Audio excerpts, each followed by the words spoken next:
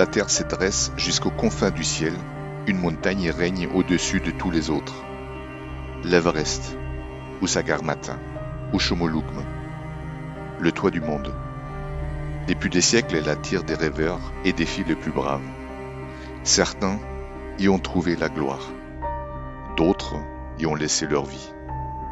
Pour moi, ce n'était qu'un rêve d'enfant. Un rêve trop grand pour être oublié. Aujourd'hui, ce rêve devient un chemin. Je m'appelle Vassili. Avec Christelle et Patrick, nous avons choisi de suivre la trace des premiers explorateurs sur le légendaire sentier de l'Everest Base Camp. Au cœur de l'Himalaya, chaque pas nous rapprochera de la montagne des dieux. Des ponts suspendus qui vibrent au-dessus du vide, aux drapeaux de prière qui murmurent dans le vent.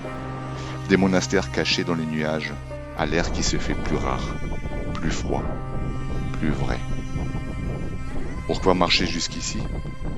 Pas pour prouver quelque chose, mais pour ressentir. Parce que là-haut, chaque souffle a du sens. Parce que le doute, la douleur, la peur sont les gardiens qui nous montrent que nous sommes toujours vivants. Voici notre histoire. Un voyage vers l'essentiel, vers la liberté, vers l'infini, vers le toit du monde.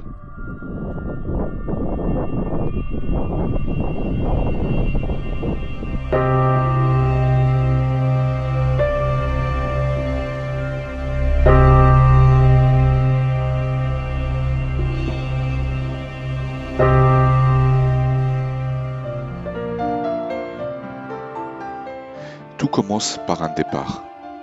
Pas seulement un voyage, mais un appel vers quelque chose de plus grand, quelque chose qui nous dépasse.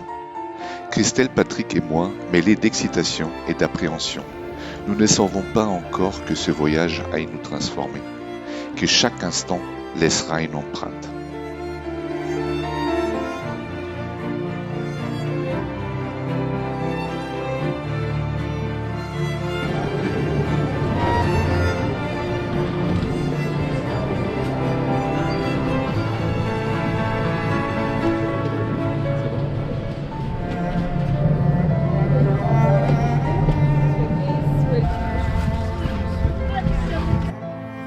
Avec Qatar Airways, nous prenons de l'altitude. Paris s'efface doucement derrière nous. Chaque nuage franchi nous éloigne un peu plus de notre quotidien et nous rapproche de l'inconnu, de ce que nous sommes venus chercher. Escale à Doha. L'aéroport est impressionnant, presque irréel. Des jardins silencieux s'étendent au milieu des halles, comme une pause, un souffle suspendu dans le temps.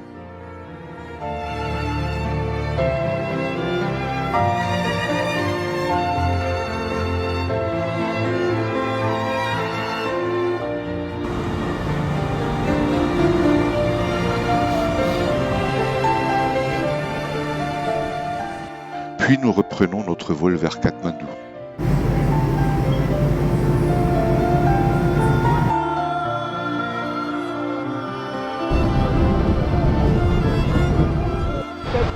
À la sortie de l'aéroport, quelqu'un de l'agence Follow Elise nous attend.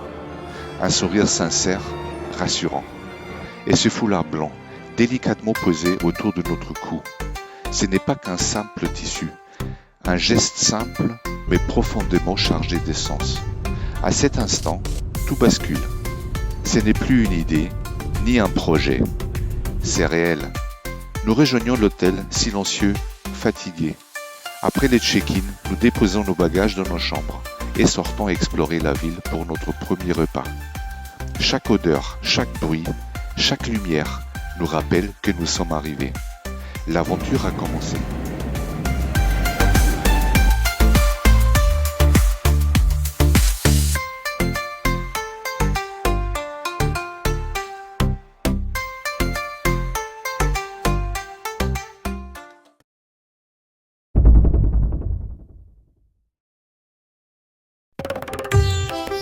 Le lendemain, Katmandou nous réveille autrement. Plus doucement, mais plus profondément. Nous prenons de la hauteur, en direction de Swayambunat, le temple des singes. Les marches s'élèvent devant nous, une à une, comme une première montée, un premier passage. Il est monté.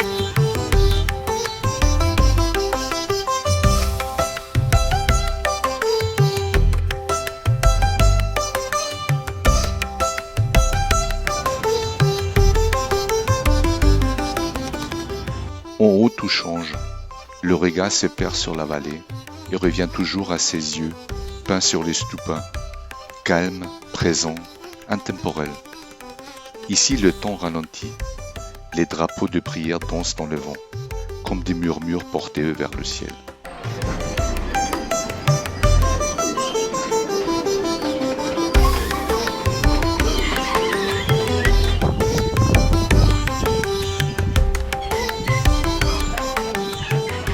Et puis, il y a ce moment, simple, discret, presque invisible pour ceux qui ne regardent pas vraiment.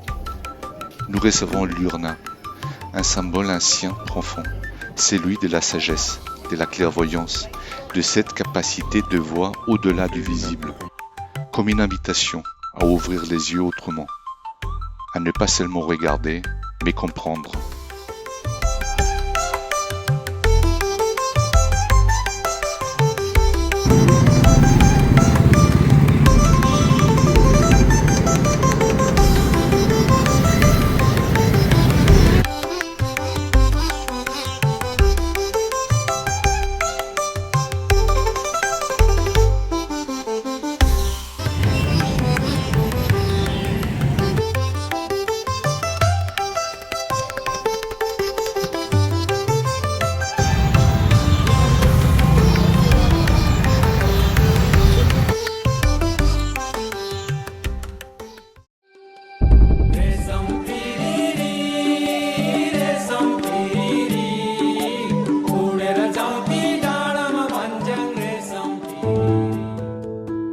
Le lendemain, tout s'accélère.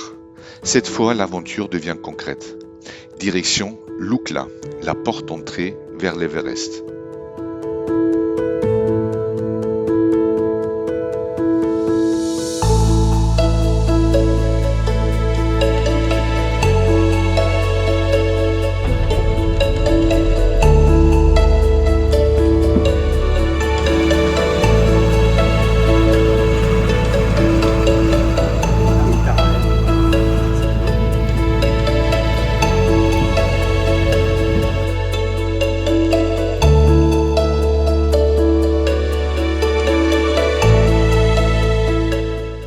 Sur le tarmac, l'excitation monte.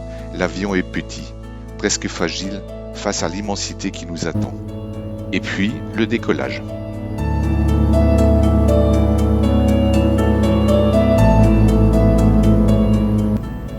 Très vite, la ville disparaît. Les reliefs apparaissent, les montagnes se rapprochent.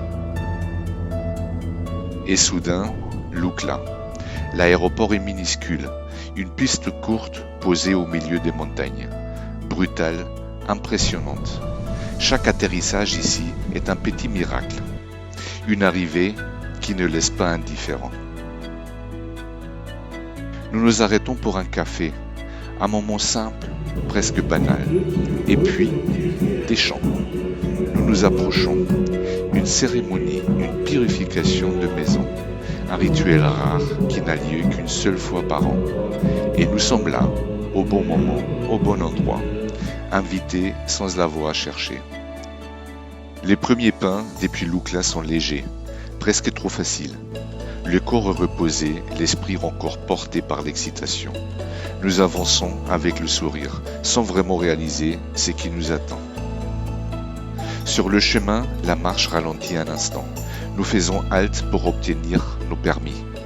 Ce n'est pas juste un papier, ce n'est pas juste un contrôle, c'est le symbole que nous entrons officiellement dans le monde de l'Everest, que l'aventure devient réelle, que la montagne nous reconnaît et nous regarde. Le chemin reprend.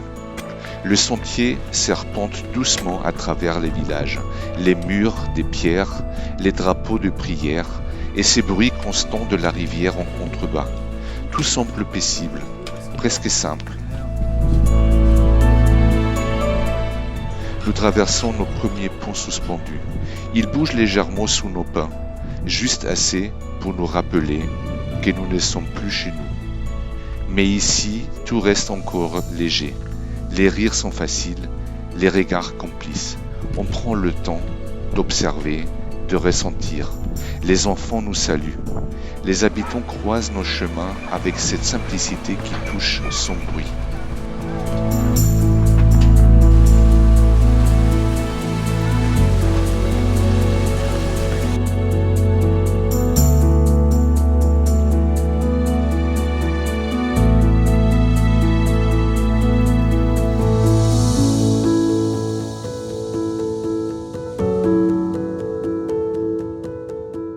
À midi, une habitude s'installe, le dal bhat, un plat simple mais essentiel dans les montagnes du Népal.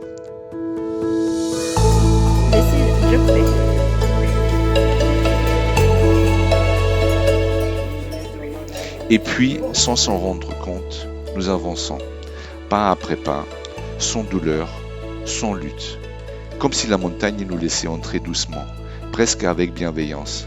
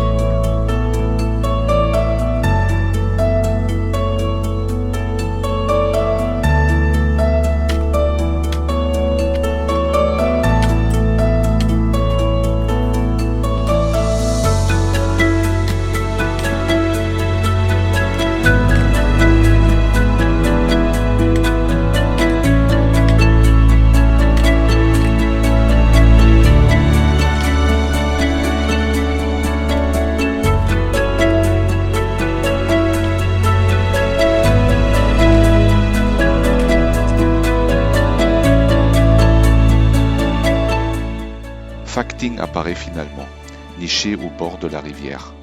Une première étape, un premier ancrage.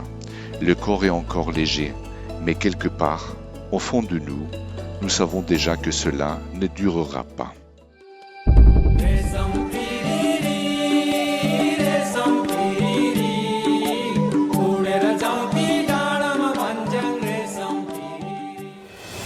Le chemin reprend depuis Phakting.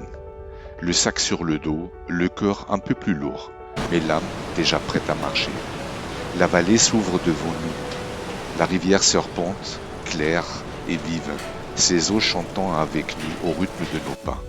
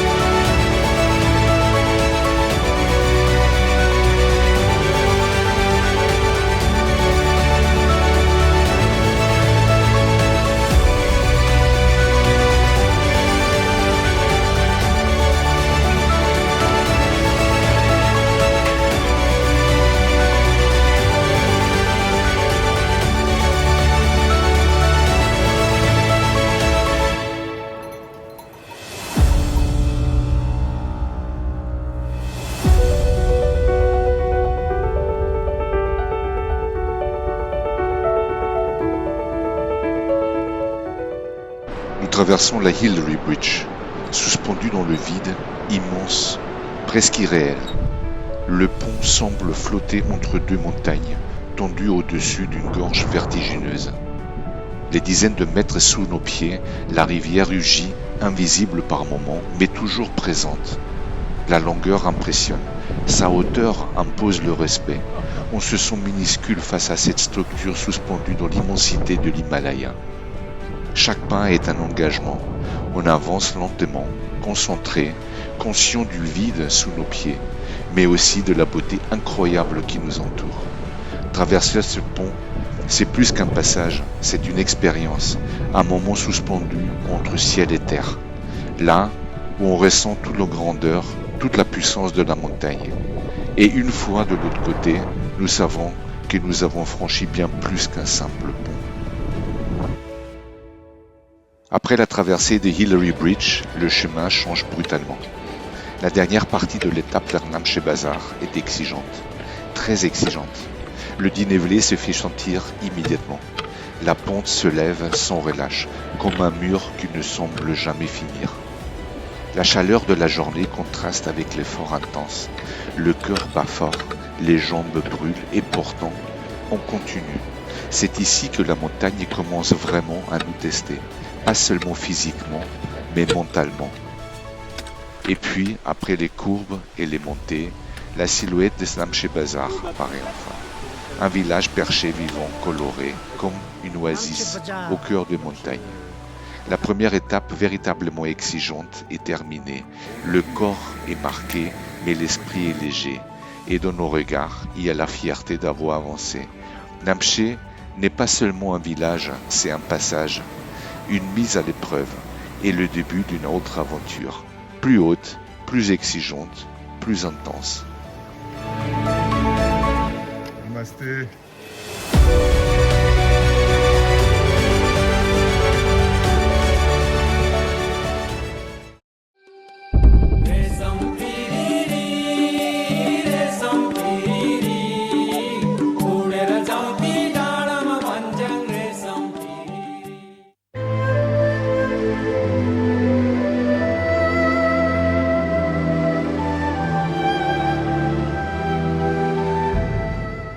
Nous quittons Namche Bazar en douceur, le corps encore marqué par la montée de la veille.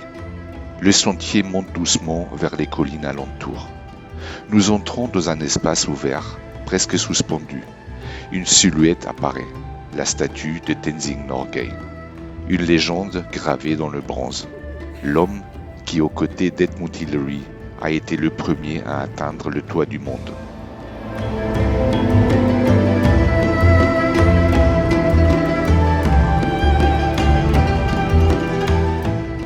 Puis, nous reprenons notre marche vers le Everest View Hotel.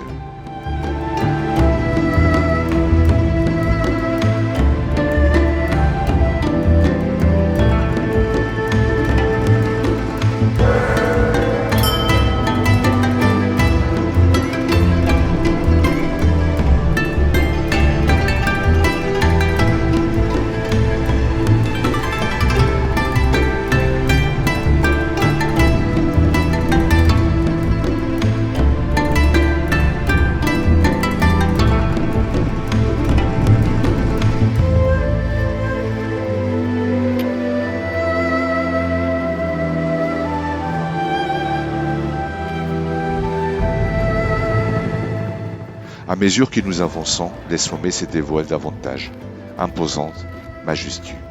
Nous rappelons que chaque pas, chaque souffle nous rapproche de ce rêve ancien. Et là, en toile de fond, la chaîne mythique se dévoile. Le Nuptse, l'Everest, le Lhotse et l'Amadablam. La vue est saisissante. L'émotion nous traverse.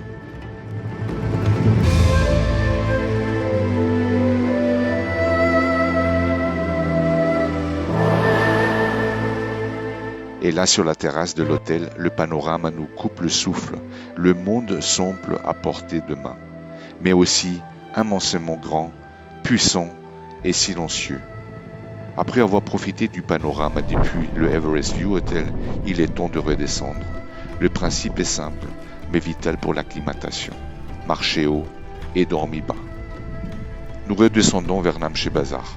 Chaque pas nous rapproche du village, chaque souffle nous rappelle l'altitude. Le corps est fatigué, mais l'esprit est en éveil, encore émerveillé par les sommets qui nous dominent.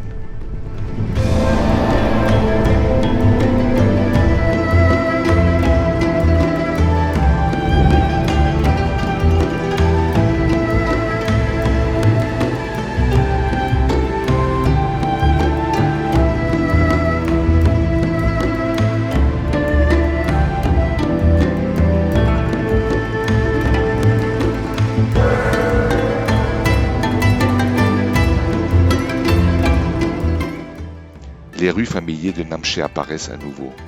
Nous nous installons pour la nuit. Le refuge est partiellement chauffé, juste assez pour réchauffer l'instant, mais pas pour tromper le froid glacial qui s'infiltre dès que le soleil disparaît.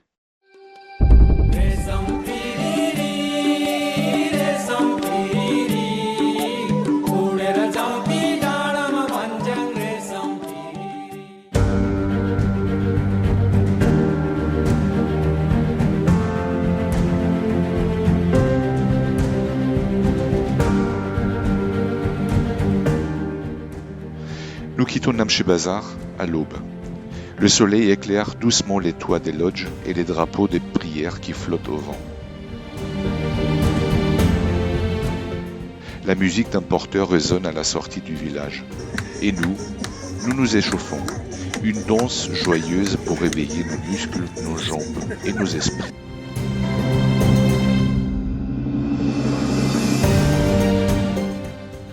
La montée commence. Lentement mais sûrement. Le corps ressent chaque pas, le souffle se fait plus court et l'altitude se rappelle à nous.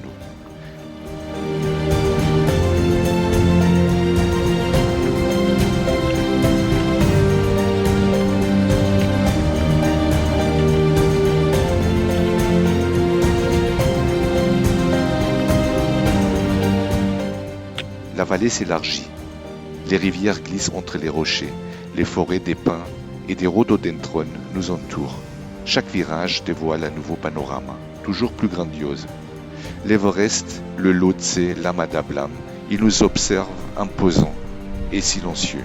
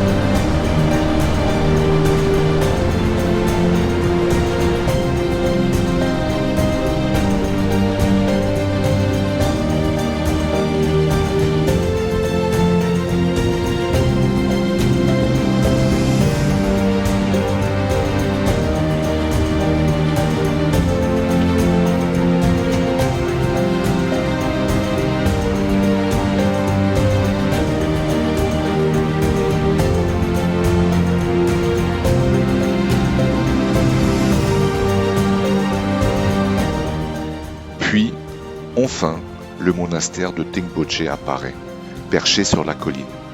Ses murs blancs et son toit sombre se détachent sur le ciel bleu, entouré des sommets majestueux. Nous prenons le temps d'observer, de respirer, de ressentir.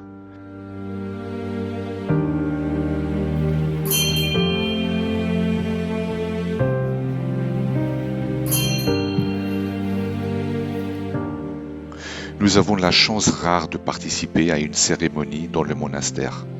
Nous ne pouvons pas montrer cette cérémonie à travers nos caméras, mais nous pouvons partager ce que nous ressentons. Un profond respect, une émotion intense et la certitude que nous sommes témoins d'un moment unique, un fragment de spiritualité qui restera avec nous longtemps après la montagne.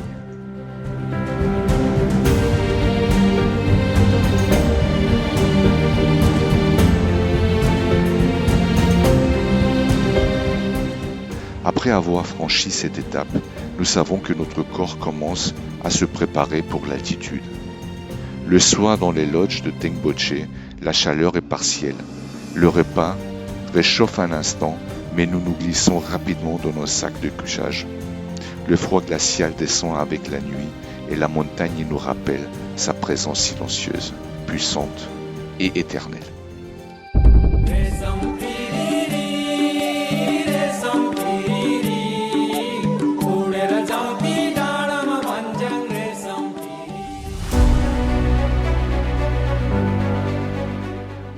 Nous quittons Tengboche, encore marqué par la cérémonie à laquelle nous avons eu la chance d'assister la veille.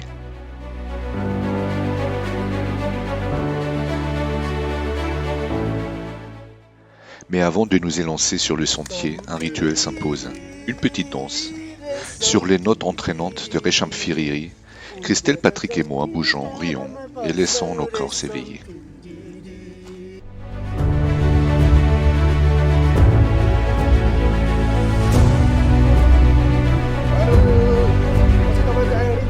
Le sentier monte doucement au début, puis devient plus exigeant.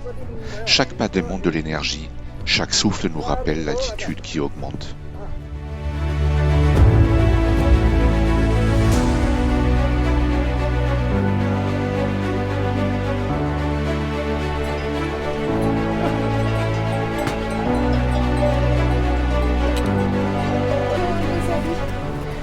Les forêts cèdent peu à peu la place aux rochers et aux paysages minéraux. Les glaciers apparaissent à l'horizon, étincelants sous le soleil, et l'air devient plus sec.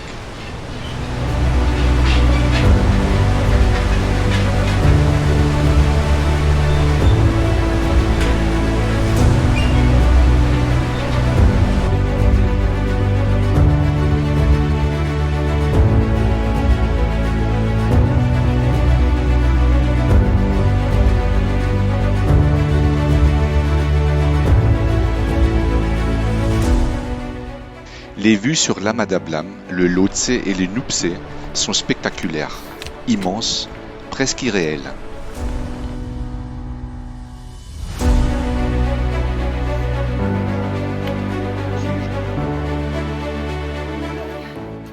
Les villages Sherpas apparaissent, accrochés aux collines faites de pierres et de bois. Les habitants nous saluent et nous réalisons que chaque pas est un apprentissage, chaque effort une petite victoire dans ce monde de haute montagne.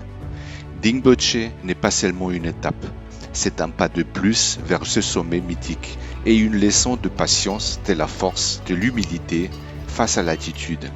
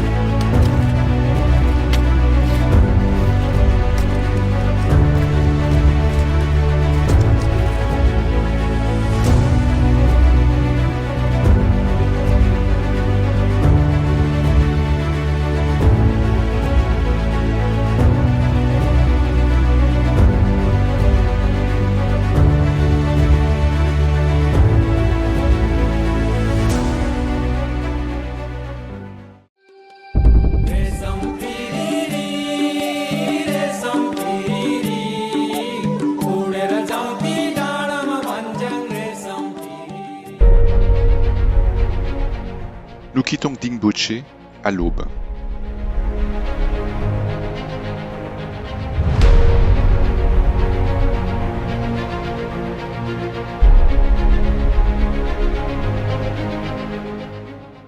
Une petite danse matinale s'impose pour préparer le corps et l'esprit à l'effort qui nous attend. उडेर जाऊ कि डाँडामा भन्ज्याङ रेशम फेरि उडेर जाऊ कि डाँडामा भन्ज्याङ रेशम फेरि कुक्तिमा कुक्ति फेरालो यादैमा हुन्छ।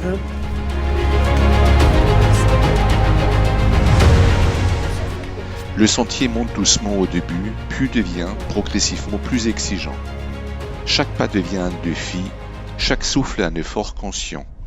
La vallée verdoyante de Dingboche se transforme peu à peu en paysage minéral et austère, et les glaciers apparaissent à l'horizon, scintillant sous le soleil.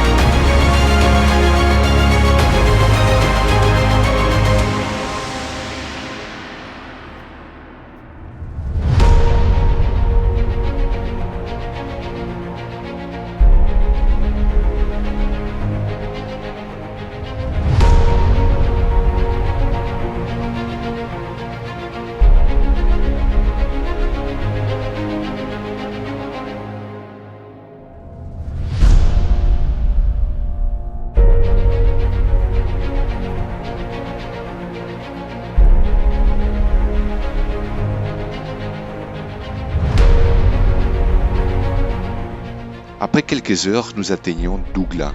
Ici, le vent glacial s'invite, rappelant que nous sommes à plus de 4600 mètres d'altitude. Les lodges rudimentaires offrent un abri bienvenu, mais ce n'est pas l'endroit où on reste longtemps. La montagne nous pousse à avancer.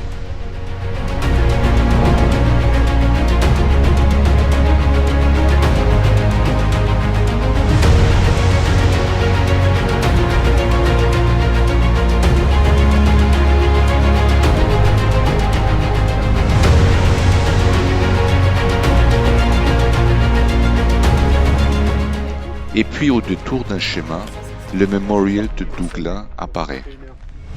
Des plaques, des photos et des petits offrandes témoignent des alpinistes tombés sur l'Everest. Le silence s'impose. Le vent transporte le souvenir de ceux qui ont donné leur vie pour toucher le sommet. Nous nous arrêtons un instant, respectueux, humbles face à la puissance de cette montagne. Douglas n'est pas seulement un passage, c'est un lieu de mémoire, d'humilité et de réflexion.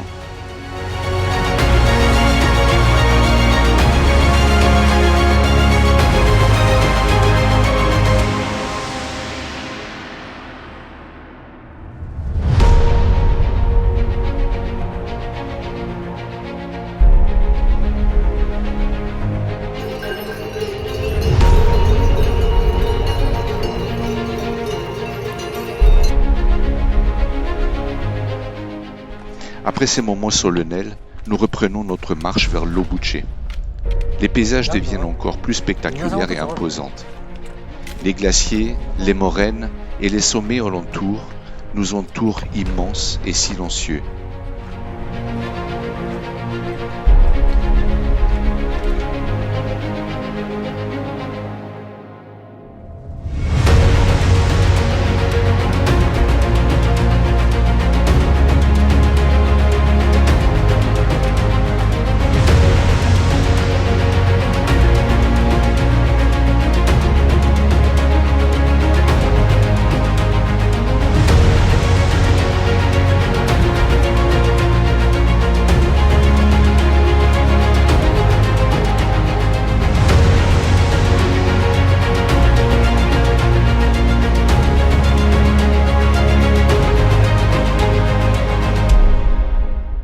Arrivés à Lobuche, nous montons une petite colline à proximité des lodges. Dès les premiers pas, le souffle se fait court, l'air est rare Mais la récompense est immédiate. Devant nous s'éteint un glacier gigantesque. Je n'ai jamais vu quelque chose d'aussi impressionnant. Les teintes de bleu et de blanc, la profondeur insondable, la puissance silencieuse, tout semble irréel. Et la glace craque sans cesse. Un bruit sourd, ponctuel, presque vivant, qui nous rappelle que cette montagne respire, qu'elle est vivante et qu'elle impose le respect. Nous restons un long moment fascinés contemplant ce monde minéral, fragile et puissant à la fois. Chaque souffle est précieux, chaque regard rempli d'admiration.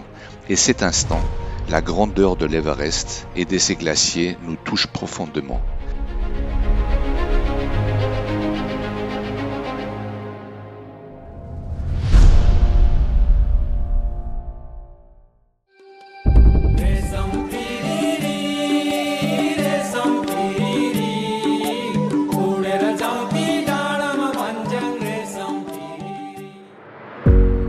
Nous quittons Lobuche tôt le matin.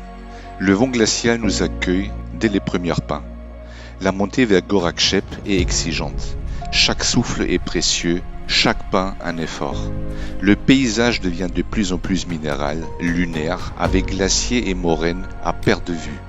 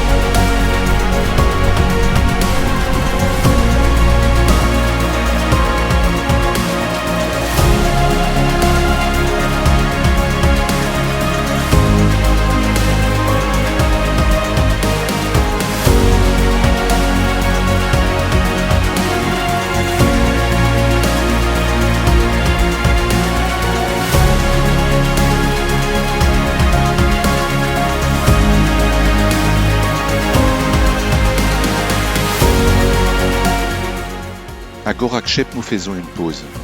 Ici, tout est silencieux. Aucun campement animé pour distraire, seulement les sommets immobiles qui nous observent. La solitude du lieu donne à chaque pas une intensité particulière. Nous ressentons la montagne dans toute sa force et sa majesté.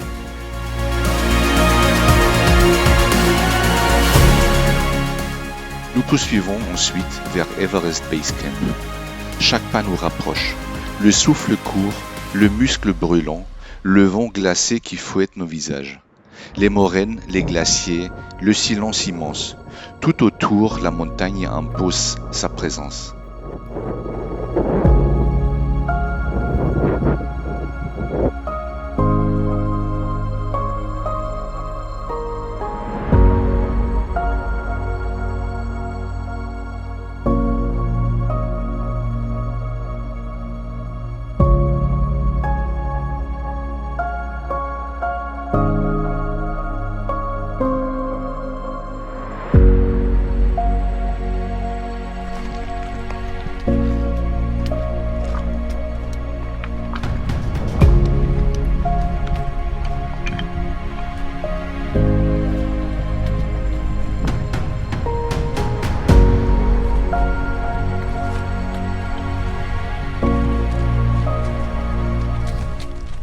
Et puis, enfin nous y sommes.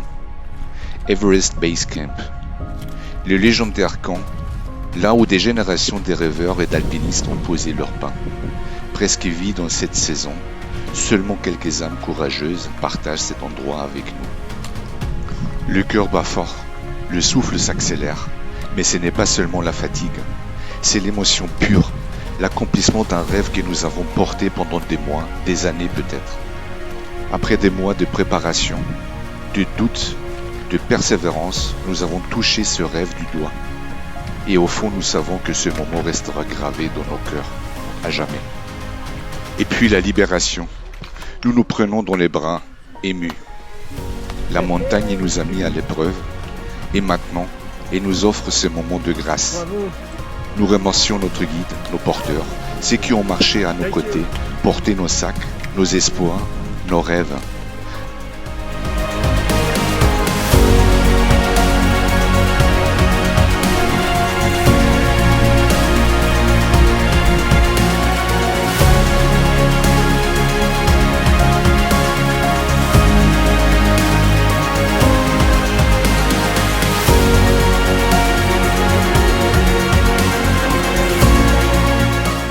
Puis, nous rentrons à Gorakchep, reprendre la montée vers Kalapatar pour le coucher de soleil. Nous faisons face à un choix. Le soleil descend vite derrière les sommets et nous risquons de manquer le spectacle. L'urgence nous pousse à agir. Avec un sourire complice, nous décidons de continuer la montée à cheval. En arrivant au sommet de Kalapatar, juste à temps pour le coucher de soleil, nous sommes épuisés, mais le cœur en feu d'émotion.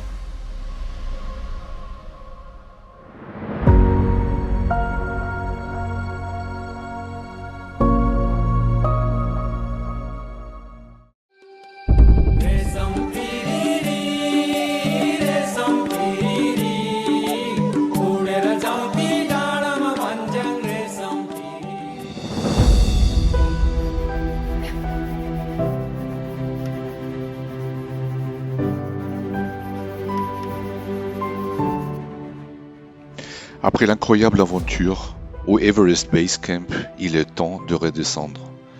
Un hélicoptère est prévu pour nous récupérer de Lobuche à Lukla, une solution rapide et spectaculaire.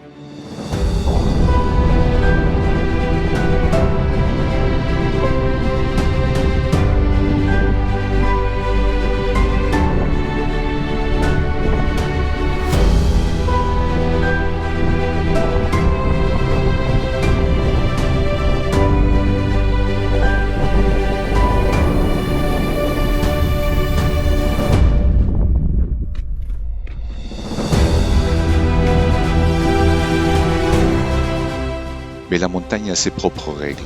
Le ciel ne coopère pas. En approchant de Lobuche, nous entrons dans un nuage épais. Aucune visibilité, rien à voir autour de nous. La décision est prise. Nous descendons plus bas jusqu'au Pangboche pour passer la nuit et espérer un ciel dégagé le lendemain. Le lendemain matin, le ciel est enfin clair. L'hélicoptère vient nous chercher sur un petit héliport posé sur une falaise. Une expérience incroyable, presque irréelle.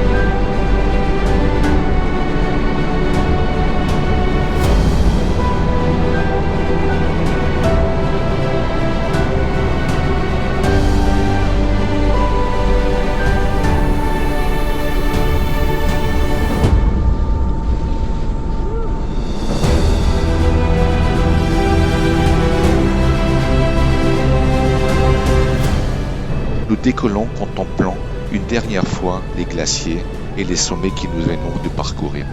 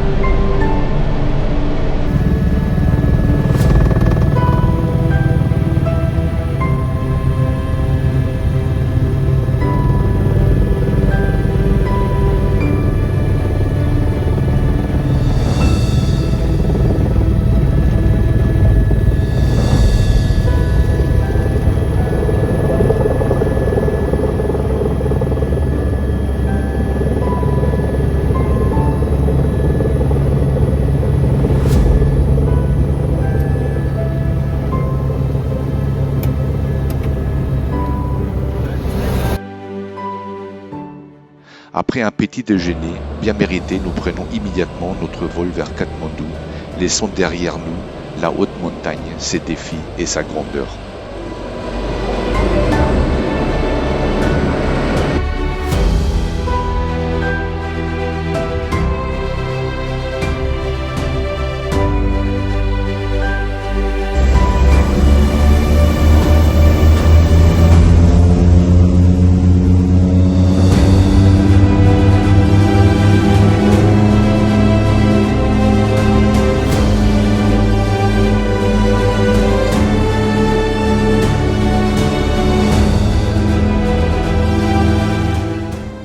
Dans l'avion, en regardant défiler les vallées et les sommets, nous comprenons que cette aventure restera gravée à jamais dans nos cœurs. Une rencontre avec l'Everest, avec la montagne et avec nous-mêmes.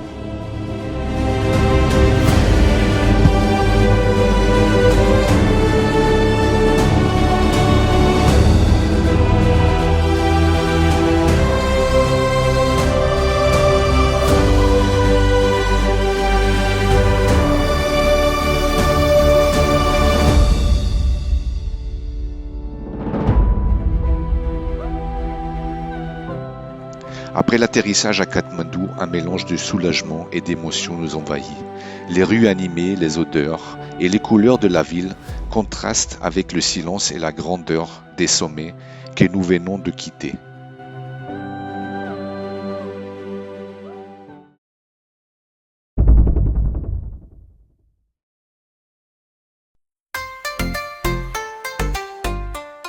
Pour notre dernier jour à Durban Square, le rythme change. Après les sommets, le silence et l'effort, nous retrouvons la vie, intense et vibrante. Autour de nous, les temples et les palais racontent des siècles d'histoire. Ancien cœur royal de Katmandou, Durban Square était autrefois le centre du pouvoir des rois népalais. Chaque pierre, chaque sculpture en bois finement travaillée porte la trace du temps, des traditions et de la spiritualité du pays.